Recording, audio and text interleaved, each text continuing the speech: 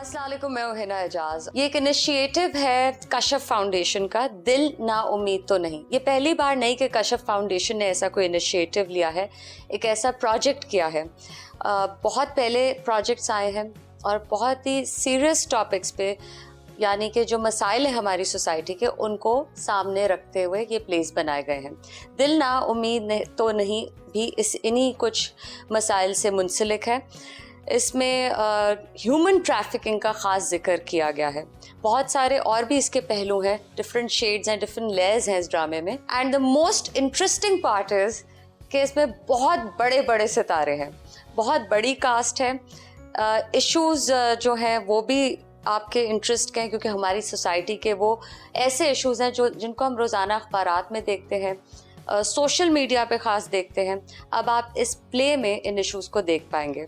मैं मज़ीद इसके बारे में इसलिए बात नहीं करूँगी क्योंकि कास्ट मेरे साथ है, डायरेक्टर मेरे साथ है, रोशान ज़फ़र मेरे साथ है, the MD for Kashf foundation. So let's hear it from them all. जी अस्सलाम वालेकुम, कैसे हैं आप लोग? नवीद शहजाद, रोशान ज़फ़र एंड सामिया मुमताज़। अभी तो ये है मेरे साथ, साथ साथ जैसे ये प्रोग्राम आगे बढ़ेगा बाकी स्टार्स भी हमें ज्वाइन करेंगे। Well, thank you so much for joining in. And Roshan, I think I'll start with you. Obviously, आपने पहले भी बहुत सारे ऐसे प्रोजेक्ट्स किए, उदारी भी किया है, बहुत सारे और भी किए हैं. But what was so special about this project? I think one of the most amazing things इस particular project का था कि ये issue बहुत complex है. जब हम human trafficking की बात करते हैं तो उसमें बहुत सी layers हैं, और अगर हम इसके अदाद शुमार भी देखें तो तकरीबन यूनिसेफ के नंबर्स के मुताबिक तकरीबन 5 लाख इंडिविजुअल्स हैं पाकिस्तान में आज जो किसी ना किसी form of modern day slavery में फंसे हैं। तो जब हमने इस पे सोचना शुरू किया तो हमने रियलाइज़ किया कि ये सिर्फ वो नहीं है कि एक औरत है और वो बिकती है और फिर वो प्रोस्टिट्यूशन डेन में चली जाती है, वो एक लेयर है। लेकिन जब हम बेगर माफिया को देखते हैं, जब हम वो बच्चों को देखते हैं जो घरों में डोमेस्टिक सर्विट्यूड या लोगों के घरों में काम कर रहे हैं, माँ बाप ने कर्जा लेकर उनको भेजा हुआ, तो इसमें बहुत सी लेयर्स थी जिनको हमें एड्रेस करने की ज़रूरत थी। ये जो टॉपिक था ये बहुत सीरियस था, इसको शुगर कोट नहीं कर सकते थे। हमने कई ड्रामे बनाए हैं मगर इसको हमें फिर हमने वी स्टार्टेड थिंकिंग कि इसको हम कैसे प्रेजेंट करें कि it should be interesting and yet ये आपके इतना ज़ोर का हिट ना करे कि ऑडियंस जो है वो अनकम्फर्टेबल हो। समटाइम्स आपको इश्यूज अनकम्फर्टेबल भी करके दिखाने पड़ते हैं। सो देन हमने इसमें एक और ट्रैक डाला। तो इसमें एक जो कह लें एक जो कम्प्लेक्सिटी भी कहूँगी और एक इंटरेस्टिंग बात भी जो है कि इसमें 3 ट्रैक्स हैं और ये बहुत से कैरेक्टर्स हैं। जब हम इसकी बात करते हैं, आपके when you right a script तो आप कहते हैं उसमें स्टॉक कैरेक्टर्स 4-5 होने चाहिए, लेकिन इस केस में we had about 10 stock characters. तो एक्सपेंस बहुत था, वेरिएशन बहुत थी। और एक और इंटरेस्टिंग पहलू इसमें ये है that you see the whole of Pakistan, आप पूरे माशरे का इसमें स्कोप देखते हैं। तो इसका एक्सपेंस बहुत वाइड था, from the village life to the modern urban Pakistan. तो जो हम जब पाकिस्तान की भी आज बात करते हैं तो एक पाकिस्तान नहीं है, there are many layers, so there are lots of interesting factors. I think the audience will really like it because ये बहुत अनयूजुअल प्रोजेक्ट था। वेल, यू हैव 2 जो मजीद और मेन कैरेक्टर्स हैं इसके अंदर, नवीद शहजाद साहिबा एंड सामिया। आप लोग how did you, I mean आप लोगों ने प्रोजेक्ट कैसे ज्वाइन किया और क्यों किया? भाई मेरे लिए तो बड़ी सिंपल सी चॉइस थी कि रोशाने ने पूछा और मुनीज़ा हाशमी ने पूछा, तो मैंने समझा फौरी तौर पर कि ये कुछ अच्छा ही काम करेंगी दोनों ख़वातीन, क्योंकि इनका ट्रैक रिकॉर्ड बड़ा कमाल का है। तो मैंने हाँ कर दी। लेकिन आपका रोल बड़ा मुख्तलिफ है इस दफ़ा। जी है, और मैंने बड़ी खुशी से किया। उस किरदार से मैं खुश नहीं हूँ, इन द सेंस कि ना तो मैं जजमेंटल हो रही हूँ, ना मैं पसंदीदगी की बात नहीं है। मैंने उसको एक चैलेंज समझकर करना चाहा, और ये आपने दुरुस्त कहा है कि मेरे आम फहम जो रोल रहे हैं पास्ट में उनसे ज़रा मुख्तलिफ है। मैं बहुत ही एक्साइटेड हो गई इसलिए भी क्योंकि आपको एक मुख्तलिफ रूप में देखा जाएगा। So were you comfortable doing it? आप मतलब आपकी कंफर्ट जोन, आपका कंफर्ट लेवल क्या था उस वक्त? देखिए, एक्टर के लिए ऐसा रोल कबूल ही नहीं करना चाहिए अगर वो उसको करते हुए अनकम्फर्टेबल फील करे। तो ये तो पहली चॉइस तो ये होती है ना नंबर 1 कि मैं इंसाफ कर सकूँगा इस किरदार के साथ, और ये मुझे कितना चैलेंज करता है। तो ये दोनों चीज़ें अगर हों तो फिर कंफर्ट लेवल की बात नहीं होती। Well you are a brilliant actor, आप तो कोई भी रोल निभा सकती हैं, लेकिन मेरा called सिर्फ that पॉइंट है at कि all. मुख्तलिफ था बहुत। हाँ, I don't want to give away too much because it would be a spoiler. Yes. लेकिन बहुत मज़ा आया, mainly because number 1 स्क्रिप्ट बड़ी अच्छी लिखी हुई है। बिल्कुल। और जिस तरह रोशानी ने कहा कि इसमें बहुत लेयर्स और बड़ी कम्प्लेक्सिटीज़ हैं, और सोसाइटी के जो स्ट्रेटाज हैं मुख्तलिफ़ किस्म के, उसको बड़े गौर से देखा गया। दूसरी बात ये थी कि पहला मौका था कि मैं काशिफ के साथ काम कर रही थी। He is really an actors director. अच्छा, पहली दफ़ा आपका उनके साथ ही एक्सपीरियंस पहली था? दफ़ा इतना लुत्फ़ आया क्योंकि काशिफ सोच कर सेट पर आते हैं। मैंने कुछ ऐसे डायरेक्टर्स के साथ काम किया है जो वहाँ आकर सोचते हैं। Really? तो उसमें हाँ, हर किस्म के डायरेक्टर्स होते हैं, हर किस्म के एक्टर्स होते हैं। बट विद काशिफ ऐसी सिचुएशन नहीं थी। काशिफ ने न सिर्फ पहले से अपने कैमरा एंगल सोचे हुए होते हैं, उनकी लाइटिंग इम्पेकेबल होती है, और वो नब्ज़ को पकड़ते हैं सीन की, जिससे बड़ा लुत्फ़ आता है। हाय, मैं सदके बड़े हाथ से फूट रहे हैं। खैर तो है। हाय, जब मेरी लड़कियां बहुत खुश होती हैं ना तो मेरा दिल डर सा जाता है। जीरा, चल जा जाके मिर्चें लेके आ। वो जी सुबह वारी थी मैंने। ओहो, चल। अच्छा।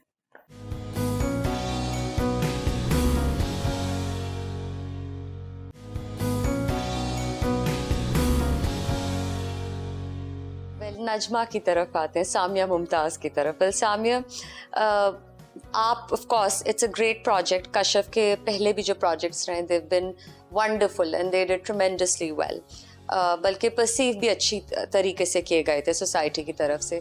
लेकिन दिल ना उम्मीद तो नहीं, ये आपके लिए ख़ास क्यों है? मैंने तो एक्चुअली बगैर स्क्रिप्ट देखे हाँ कर दी थी, रिश्ते को मैंने मंजूर कर लिया था क्योंकि रुशाना के साथ पहले भी काम किया था इनके प्रोजेक्ट पे। वो भी बहुत एक इम्पॉर्टेंट उसकी एक जगह है उस प्ले की हमारे यहाँ। मुझे लगता है उससे जो पिछला प्ले मैंने इन लोगों के साथ किया था वो उडारी के नाम से, उसकी वजह से मुझे लगता है कि हम लोगों की हम बात करने की एक स्पेस उस प्ले ने बनाई। उसकी वजह से बहुत सारी जो कॉन्वर्सेशंस थी बच्चों से भी और स्कूलों में भी और बहुत सारे मकामों पे ये बात शुरू हुई पहली दफ़ा, क्योंकि इनके इस इशू में जो के लिए हमारे पास ज़बान ही नहीं थी पहले। बिल्कुल। लेकिन अब हम उसको रेफ़र करके उडारी वाली सिचुएशन करके ही बात कर लेते हैं अक्सर लोग उसके बारे में। तो मुझे मालूम था अगर ये कुछ कर रही हैं तो कुछ अच्छा ही होगा। इसके अलावा जो national commission on the status of women है उसमें मेरी वालदा भी थी, उन्होंने भी मुझे कुछ बताया था कि ये प्ले होने वाला है और उसका क्या बेसिक मोटा सा उन्होंने मुझे बताई थी कि ये किन इश्यूज़ के अराउंड रिवॉल्व करेगा। तो मुझे ये कॉन्फिडेंस था कि कोई फ्रिवलस या छिचोरी किस्म की बात नहीं होगी, जो भी होगी संजीदगी से और सेंसिटिविटी से होगी। बिल्कुल।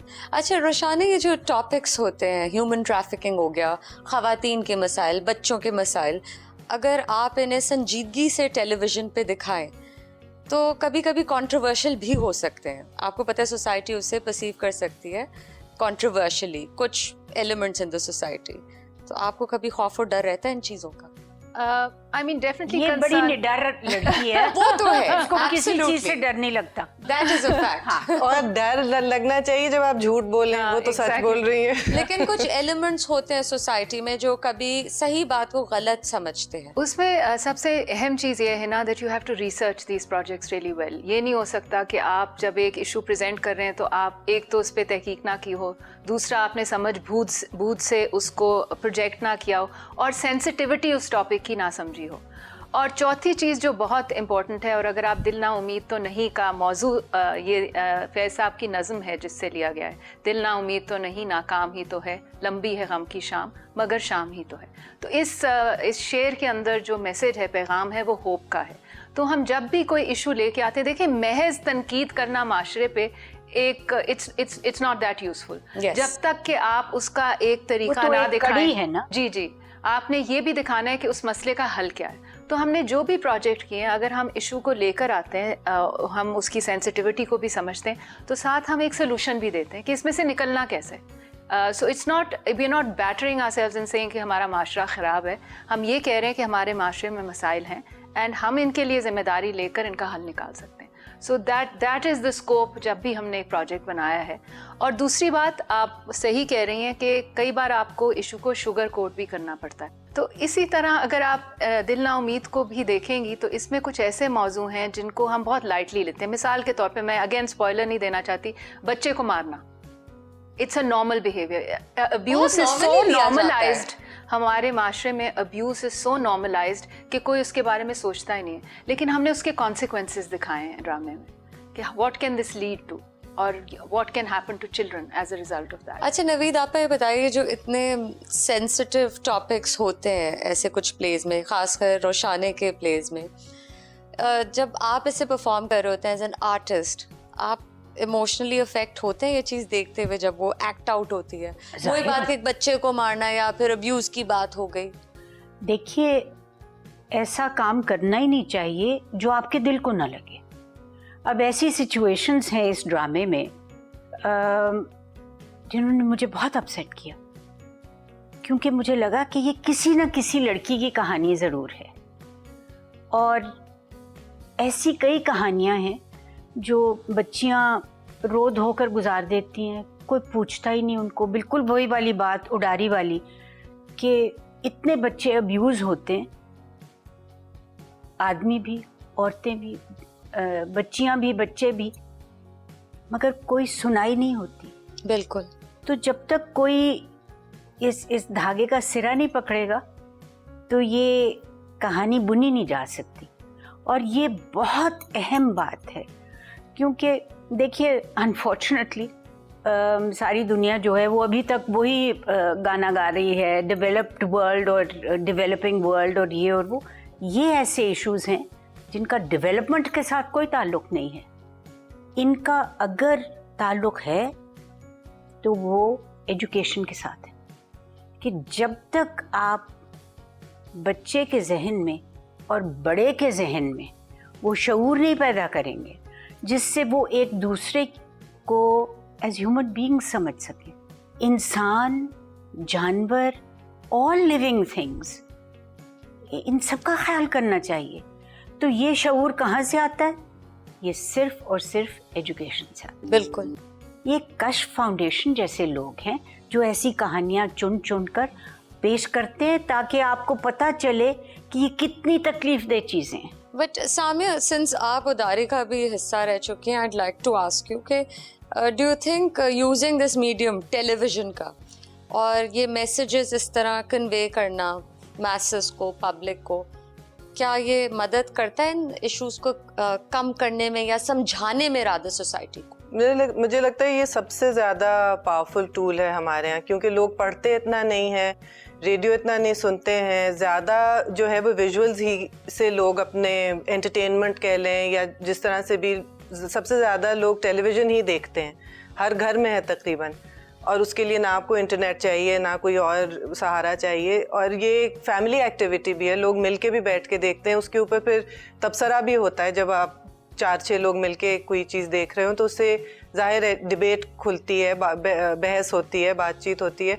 सो ये मेरे ख्याल से सबसे ज़्यादा पावरफुल एक मीडियम है जिसके ज़रिए, और क्योंकि ये सिर्फ वन ऑफ नहीं है, ये सीरियल है, तो इसलिए कैरेक्टर्स के साथ लोग आइडेंटिफाई भी करना शुरू कर देते हैं, उनकी जगह खड़े होके अपने आप को भी उनको एहसास होता है कि अगर हम उनकी इस जगह होते तो क्या करते, अपनी ज़िंदगियों के ऊपर फिर वो मुझे लगता है रिफ्लेक्ट भी करते हैं। I agree with Samiya that वो डिस्कोर्स का ना कंफर्ट, एक स्पेस मिल जाती है इन इश्यूज को फिर बात करने में, बिकॉज आप अपने आप से डिफ्लेक्ट करके कैरेक्टर की बात कर रहे हैं कि उसके साथ ये हुआ है, so it gives you an opportunity, third person हो जाता है, And also डिस्टेंस visual के साथ makes a कर रहे हैं। difference. सो अगर आप उस ड्रामे की बात कर रहे हैं और उसमें वो मौजू है जिससे आप अनकंफर्टेबल हैं कि डिस्कस किया जाए, देखकर आपको वो कॉन्फिडेंस मिल जाता है कि आप बात कर सकते हैं। और मैंने सिराज की वो धुलाई की, हर बॉल पे छिक्का चौका, अच्छा। रोने लगा, इतना लंबा मुंह लटक गया, अपनी टीम में जलील हो गया। और आउट कितने किए? क्या हो रहा है? हाँ छोड़ो, क्या हुआ? मैं कहता हूँ देखो इसमें ये क्या हुलिया है इस लड़की का? क्या हो लिया है? यूनिफॉर्म है जैसे बाकी बच्चियों का होता है। यूनिफॉर्म, इस पट्टी को दुपट्टा कहते हैं। ये दुपट्टा है?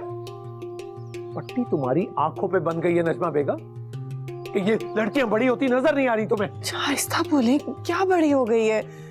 इससे बड़ा दुपट्टा पहनेगी तो उलझ के गिर जाएगी, संभाल नहीं सकेगी। उलझ जाएगी तो अबाया मंगा के दो इसको। और अगर आइंदा मुझे ये सड़क पर इस तरह भागती हुई नजर आई ना तो स्कूल जाना बंद कर दूंगा मैं इनका।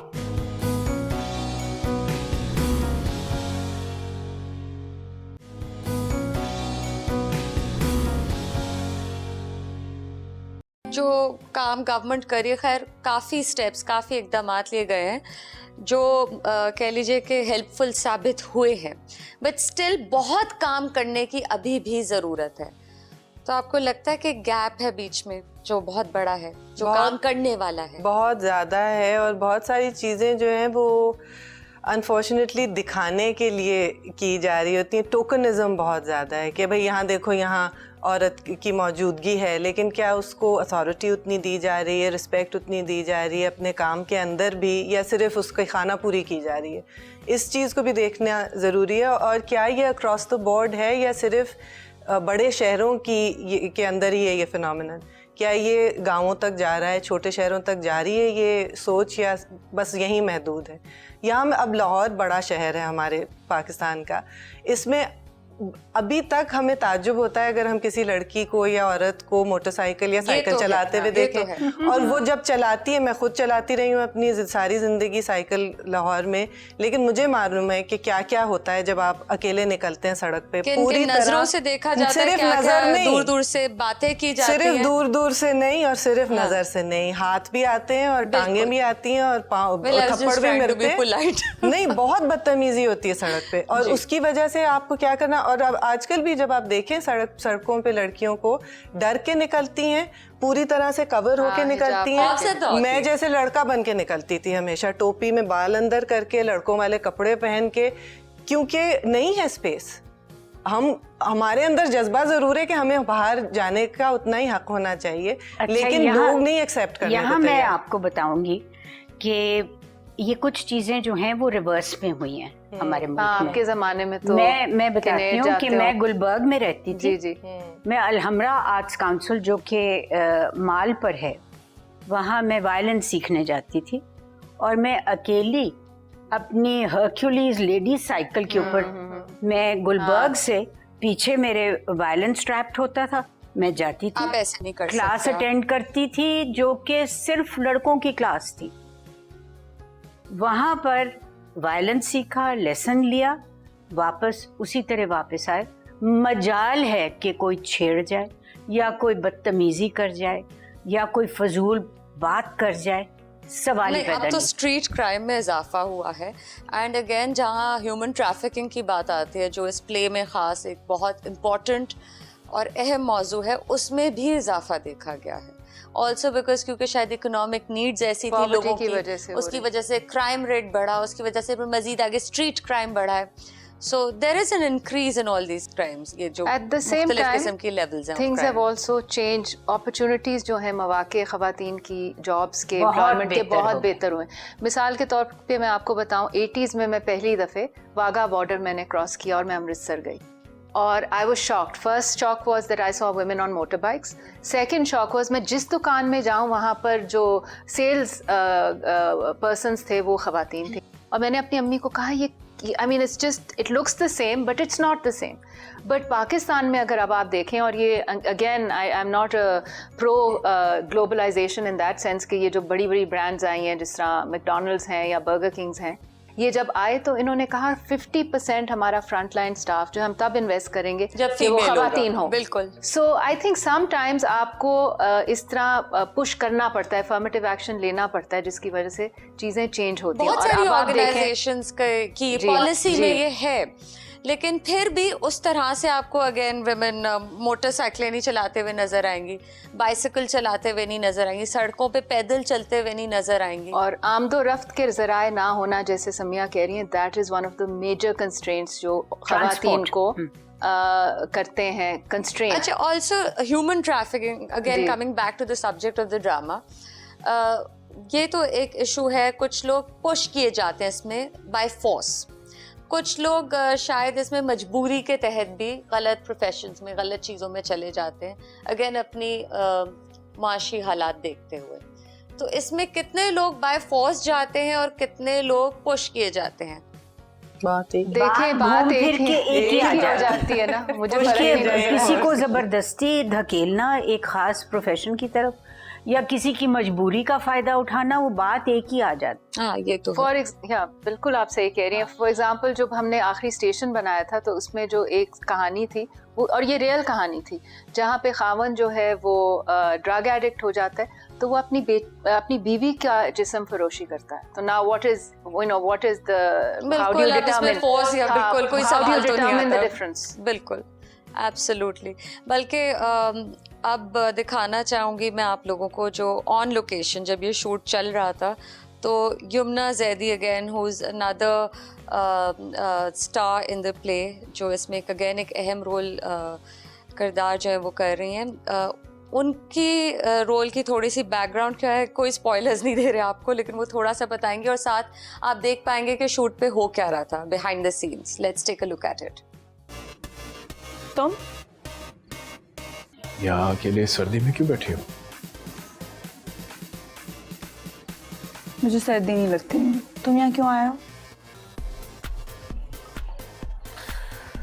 एक मोअज़्ज़ज़ खातून भरी महफिल छोड़ के यहाँ बाहर अकेले सर्दी में बैठ गई है। मैंने सोचा एक जिम्मेदार शहरी के तौर पे पीछे जाऊं उसके, खुदा ना खास्ता कोई वाकया ना पेश आ जाए। बहुत बातें करनी आती हैं तुम्हें, मीठी बातें। सलाम, कैसी हैं आप? अस्सलाम जी, कैसी हैं आप? ठीक हैं? बिल्कुल ठीक। वैसे I am trying to keep my social distance, लेकिन कोशिश करते हुए मैं बात करने की आजकल ज़रूरी है। बिल्कुल। सो सुंबल एक बहुत ही डाइवर्स सा कैरेक्टर, इसमें बहुत सारे मुख्तलिफ पहलू हैं, मुख्तलिफ रंग हैं, जिन तमाम रंगों के बारे में भी आपको बता नहीं सकते हम ऑडियंस को, बट जो अगर आप थोड़ा बहुत हाईलाइट कर सकें सुंबल का कैरेक्टर। अच्छा, इनिशियली जब एक तो ये कि ये कश्यप फाउंडेशन के साथ का ही प्रोजेक्ट है, और जिस इशू पे है उसके लिए हमेशा से मैं लुक फॉरवर्ड करती थी कि मैं कभी इस पे काम करूं। बट ठीक है, आई एम सो ग्लैड कि काशिफ भाई called me for this and he chose me for this कि मैं कर सकूँ ये कैरेक्टर। सुंबल का कैरेक्टर करने के लिए मुझे बहुत ज़्यादा आई वॉज वेरी कन्फ्यूज कि इसको कैसे मैं एग्जीक्यूट करूँगी, इसकी बॉडी लैंग्वेज, क्योंकि ये एक प्रोस्टिट्यूट का कैरेक्टर है और वो उसका चलना फिरना, ये वो सब बातें चीज़ें जो हैं वो मेरे लिए एक डेफिनेटली टास्क था। सुंबल का कैरेक्टर जो है उसकी डेफिनेटली लेयर्स हैं। वो जहाँ से उसका बैकग्राउंड है और जो उसका लाइफ का जर्नी है, वो बहुत सी नहीं, लेकिन कुछ लड़कियों का होता है इस तरह का जर्नी, तो उसको हमने बेहतर से बेहतर तरीके से पोर्ट्रे करने की कोशिश की, एंड डेफिनेटली आप लोग को अच्छा लगेगा जब आप देखेंगे। As a product this project is really good. Right. लेकिन जो आपने कहा कि मुख्तलिफ उनका चाल चलन, बोलना, वो सारे सलीके, ये अडेप्ट करना कैरेक्टर में किस तरह किया, फिर आपने किस तरह सीखा, कहाँ पढ़ा, देखा या सीखा? वही मैं कह रही हूँ कि मेरे लिए बड़ा चैलेंजिंग था, क्योंकि the kind of personality I have, the kind of projects I been doing, the characters I been doing, all were challenging, but एक ख़ास तेज़ी चाहिए होती है या एक ख़ास तरीका चाहिए होता है आँख का, तो वो तो डेफिनेटली मैं डायरेक्टर को क्रेडिट देती हूँ, काशिफ भाई को, कि उन्होंने इतना ट्रस्ट किया। और मुझे ऐसा लगता है कि मेरी एक्टिंग जो है वो मोमेंट का गेम होती है। मैंने पहले से कुछ भी प्रिपेयर नहीं किया होता। काशिफ भाई हमेशा थोड़ा सा ब्रीफ दे देते हैं कि बेटा इसकी ऐसी बॉडी लैंग्वेज होगी, या पुत्र कहते हैं वो, तो इसलिए मेरे मुँह से पता निकला। तो जो है ये था। अभी देखें जैसे मैं इस तरह यूँ खड़ी हुई हूँ, तो ये मुझे हो गया, हम लोगों ने कुछ दिन काम किया है, तो वो आपकी अपनी आम जिंदगी में भी कुछ उसके जेस्चर्स आ जाते हैं। तो ऐसा मैंने कुछ काम नहीं किया था। आई वॉज क्वाइट, मेरे लिए बहुत बड़ा इसका चैलेंज था कि मैं उसको कर सकूँ। आई होप कि स्क्रीन पे उतना कन्विंसिंग लगे।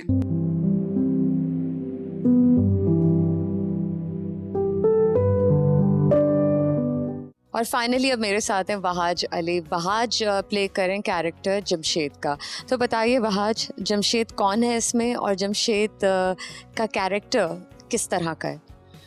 जब भी मैं जिमी के बारे में सोचता हूँ, जमशेद के बारे में सोचता हूँ, क्योंकि कहानी जमशेद के बचपन से शुरू होती है। तो वो फैज़ का एक बहुत मशहूर शेर है कि मेरी खामोशियों में लर्ज़ा है मेरे नालों की गुमशुदा आवाज़। तो बिल्कुल ऐसा ही किरदार है ये कि इतना सब कुछ उसने अपनी ज़िंदगी में देखा है, इतनी तकलीफ़ें, कभी कभी तकलीफ़ इंसान की इतनी ज़्यादा बढ़ जाती है कि उसे महसूस नहीं हो रहा होता कि अपनों से दूर जाने की तकलीफ़ ज़्यादा है होगी या उसकी अपनी तकलीफ़ जो उस प्रोसेस में उसको मिल रही है वो ज़्यादा होगी। तो बहुत ही इमोशनल, बहुत ही सेंसिटिव किरदार है। It was brilliant experience and I am glad कि हम अब ऐसे मौज़ूआत पे गौर कर रहे हैं, ऐसी कहानियों को सामने लेकर आ रहे हैं, और आई थिंक इसी तरह की कहानियों की ज़रूरत है हम सब। सोसाइटी के बहुत सारे इश्यूज भी इसमें हाईलाइट किए गए हैं, ख़ासकर ख़वातीन के मसाइल। सोसाइटी हमारे जो बच्चों के प्रॉब्लम्स हैं, फीमेल चाइल्ड के बहुत सारे इश्यूज हैं, वो इस ड्रामे में हाईलाइटेड है। डू यू थिंक वहाज के ड्रामा इसलिए आपके हमेशा दिल से करीब रहेगा? नहीं, मुझे लगता है कि ये वो सारे मौज़ूआत हैं जिन पे बात करनी चाहिए, और हम हमेशा बात करते हैं अपनी अपनी कैपेसिटी में। आपने देखा होगा बहुत सारे ऐसे प्रोजेक्ट्स हैं जो आते हैं, लेकिन इम्पॉर्टेंट ये कि हम किस अंदाज़ में बात करते हैं। हम अगर किसी को समझा रहे हैं, अपनी ऑडियंस को या किसी को भी, वो समझाने का जो अंदाज़ है वो इम्पॉर्टेंट है। उसमें कितनी गहराई है, उसमें कितनी कनेक्टिविटी है, उसके साथ कितना वो आम फहम है, कितने आराम से लोगों को समझ आ सकती है, उसकी सेंसिटिविटी, उसकी अहमियत। तो इस प्रोजेक्ट में आई थिंक वो है, एंड आई बिलीव कि काशिफ फाउंडेशन के प्रोजेक्ट्स में हमेशा से ही वो सेंसिटिविटी रही है, और मैंने पहली दफ़ा किया, लेकिन आई फील कि इसमें अगर मुझे करते हुए महसूस हुई है तो लोगों को देखते हुए महसूस होगी। राइट, इसकी बहुत बड़ी कास्ट है इस ड्रामे की। सबसे ज़्यादा जो सीन्स किसके साथ हुए और मज़ा किसके साथ सबसे आया in the scenes that you did? अच्छा, इत्तेफाक की बात है कि इस कहानी में जितने भी एक्टर्स इन्वॉल्व हैं वो बेहतरीन हैं। इसमें तो कोई शक की बात ही नहीं है। तो मेरे सीन्स थे नुमान सर के साथ, और हमारे बहुत सारे सीन्स थे, और मुझे हमेशा बहुत मज़ा आया। एक तो अच्छी बात ये होती है किसी भी एक्टर के लिए कि आपको सीखने को कितना मिल रहा है, और दूसरी अच्छी बात ये होती है कि you are in safe hands, कि तो वो मुझे गलती करने नहीं देते थे। और मैं काशिफ सर, नुमान सर, मैं बहुत बेफिक्र होके सुकून से काम किया है कि मुझे पता है कि मेरा कुछ भी गलत काम नहीं जाएगा आवाम के सामने। तो मेरी जो गलतियाँ हैं बस यहीं पे पकड़ी जाएंगी और यहीं पे सॉर्ट आउट हो जाएंगी, व्हिच वाज फैंटास्टिक। अच्छा, लेकिन जब कोई senior actor, seasoned actor rather जब सामने आते हैं एक सीन में, तो कितनी घबराहट होती है या नहीं होती? घबराहट बिल्कुल होती है बहुत ज़्यादा घबराहट होती है, लेकिन एक यकीन होता है कि आप इन 4, 5, 15 मिनट या आधे घंटे से बहुत कुछ लेके जाएंगे। और मैं आपको सच बता रहा हूँ कि वो जो 15-20 मिनट या आधे घंटे का एक सीन होता है, वो कभी कभी आपको ऐसी चीज़ें दे जाता है कि जो ज़िंदगी भर आपके साथ रहती है।